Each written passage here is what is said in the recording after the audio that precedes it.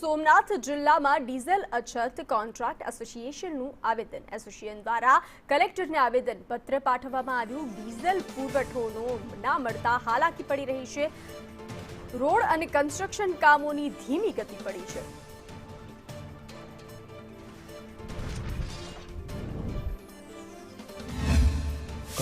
ખેડૂતોની ખૂબ લાંબી લાઈન હોવાના કારણે કોન્ટ્રાક્ટરને પણ 50 લીટર જ આપે તો 50 લીટર ના થાય એના માટે રોજનું દરેક કોન્ટ્રાક્ટર જે પેવરના કોન્ટ્રાક્ટર છે એમનું 1000થી લઈને 2000 લીટર સુધીનું કન્ઝપ્શન છે. જો આ ન મળે તો અત્યારે મશીનરી બધી બંધ પડી ગઈ છે.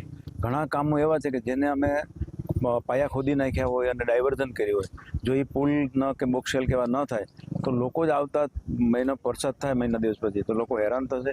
એટલે સાહેબને ખાસ અમારી વિનંતી છે, સરકારે બીજા લુણાવાડા છે બધામાં કોન્ટ્રાક્ટરને બેરલમાં ડીઝલ આપવાની સૂચના આપેલી છે. સાહેબને અમે ખાસ વિનંતી કરી છે કે કોન્ટ્રાક્ટર દરેક જેને કામ ચાલુ છે એમને બેરલમાં અથવા તો કોઈ બીજા પોતાના સાધનોમાં વધારે ડીઝલ આપે એવી અમારી માગણી છે.